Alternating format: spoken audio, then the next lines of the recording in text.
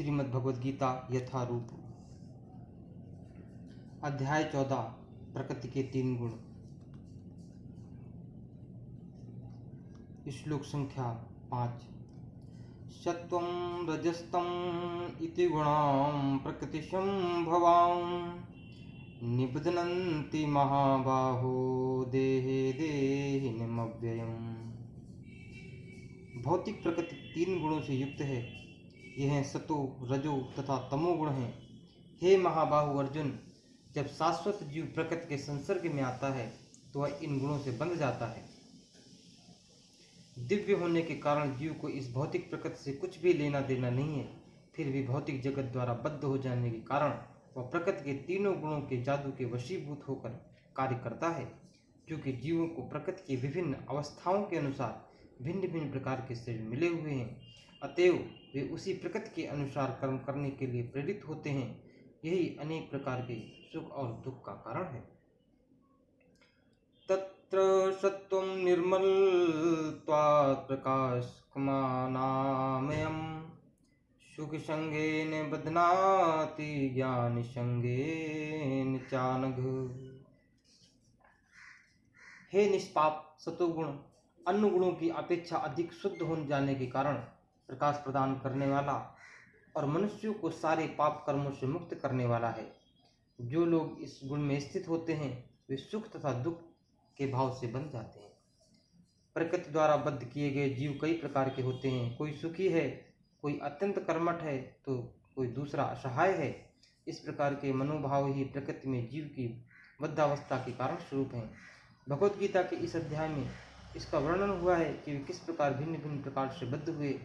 सर्वप्रथम तमोगुण पर विचार किया गया है। इस जगत में सतोगुण विकसित करने का लाभ यह होता है कि मनुष्य अन्य बुद्ध जीवों की तुलना में अधिक चतुर हो जाता है। सतोगुणी पुरुष को भौतिक कष्ट उतना पीड़ित नहीं करते और उसमें भौतिक ज्ञान की प्रगति करने की सूझ होती है। इसका प्रतिनिधि ब्राह्मण है जो सतोगुणी माना जाता है। सुख का यह भाव इस विचार के कारण है कि सतोगुण में पाप कर्मों से प्राय मुक्त रहा जाता है। वास्तव में वैदिक साहित्य में यह कहा गया है कि सतोगुण का अर्थ ही है अधिक ज्ञान तथा सुख का अधिकाधिक अनुभव। सारी कठिनाई यह है कि जब मनुष्य सतोगुण में स्थित होता है तो उसे ऐसा अनुभव होता है कि वह ज्ञान में आगे है और अन्यों की अपेक्षा श्रेष्ठ है। इस प्रकार वह बद्ध हो जाता है। इसके उदाहरण वैज्ञानिक तथा दार्शनिक हैं। इनमें से प्रत्येक को अपने ज्ञान का गर्व रहता है और चूंकि वे अपने रहन सहन में सुधार लेते हैं अतएव उन्हें भौतिक सुख की अनुभूति होती है। बद्ध जीवन में अधिक सुख का यह भाव उन्हें भौतिक प्रगति के गुणों से बांध देता है। अतएव वे सतोगुण में रहकर कर्म करने के प्रति आकृष्ट होते हैं और जब तक इस प्रकार कर्म करते रहने का आकर्षण बना रहता है तब तक उन्हें किसी न किसी प्रकार का शरीर धारण करना होता है। इसी प्रकार उनकी मुक्ति की या वैकुंठ लोक जाने की संभावना नहीं रह जाती। वे बारंबार दार्शनिक, वैज्ञानिक या कवि बनते रहते हैं और बारंबार जन्म मृत्यु के उन्हीं दोषों से बंधते रहते हैं। लेकिन माया मोह के कारण वे सोचते हैं कि इस प्रकार का जीवन आनंदमय है। रजोरगात्मकं विद्युं तृष्णासंग समुद्भवं तन्निबध्नाति कौन्तेय कर्म संगेन देहिनम्। हे कुंती पुत्र, रजोगुण की उत्पत्ति असीम आकांक्षाओं तथा तृष्णाओं से होती है और इसी के कारण से यह देहधारी जीव सकाम कर्मों से बंध जाता है। अर्जुन, भगवान कृष्ण कहते हैं, रजोगुण की विशेषता यह है कि पुरुष तथा स्त्री का पारस्परिक आकर्षण संबंध, स्त्री पुरुष के प्रति और पुरुष स्त्री के प्रति आकर्षित होता है, यह रजोगुण कहलाता है। जब इस रजोगुण में वृद्धि होती है तो मनुष्य भौतिक भोग के लिए लालायित होता है। वह इंद्रिय तृप्ति चाहता है।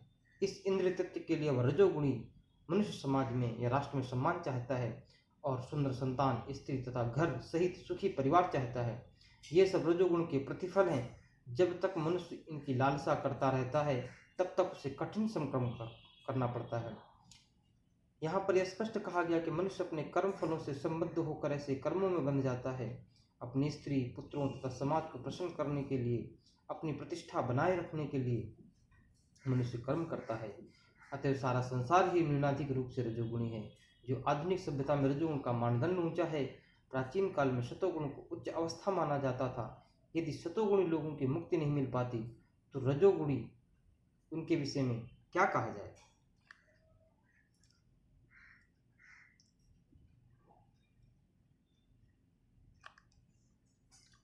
ओम नमो भगवते वासुदेवाय। हे प्रभु पंच परमेश्वर परमपिता परमात्मा, हमारा प्रणाम स्वीकार करो, हमें सद्बुद्धि दो, हमें सन्मार्ग पर प्रेरित करो।